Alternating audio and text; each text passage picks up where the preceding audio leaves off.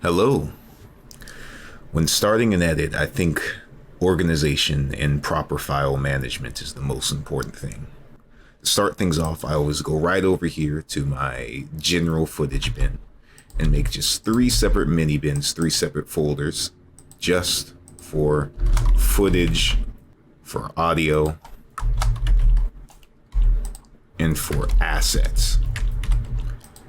This gives us the three main types of, file types we'll be using during an edit that we typically use for TikTok or social media videos, and basically lets us cover all our bases so we don't have a big, messy clutter of files that are undesirable to work with over the course of the project. If we fast forward to a finished TikTok video, like this one in front of us, or Instagram Reel video, we can see a number of things that are really important to have. One of the big things to always do first is to go up here to sequence settings and make sure that our video is indeed in the 9:16 aspect ratio.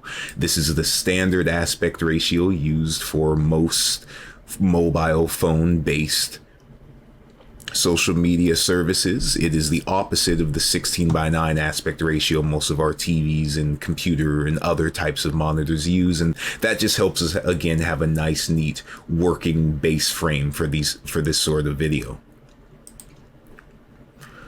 Over the course of an edit on the project, there's several things that we'll want to touch up and make sure is right. The first of which being the text. Most Instagram videos has this nice blocky white text that you can see right here. If we zoom into the project, just to make sure we have the details, usually the text has this nice, both bold, white, nice font here, as well as a little bit of feathering and a little bit of stroke around the edges. This just makes seeing for most English speakers easier and makes most of these words pop on your phone screen.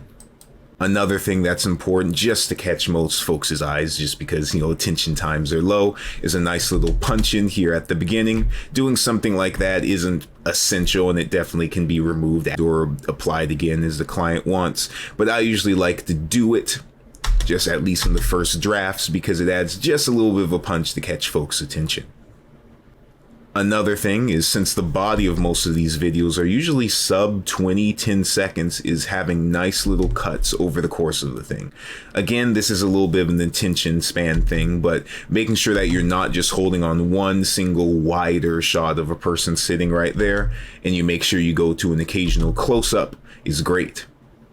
Also great is the inclusion of just a few animated elements. Cluttering your screen with too many thumbs up, thumbs downs, flipping cars, flying monkeys can be a little too much, but just the occasional one midway through the video, like this one right here, and possibly another one right here at the end, helps out people too.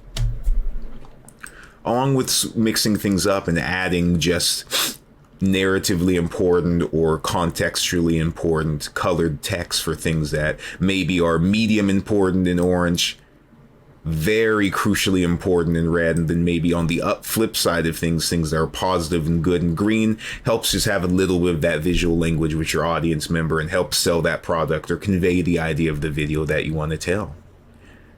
There's many other parts and processes that go into one of these videos, refining it and making sure it's excellent for these clients. But in my line of work, I try to make sure I get the best product the first time. So after a few hours working in Premiere, I'll send this off, render it, and have a nice video for you, the client. Thank you.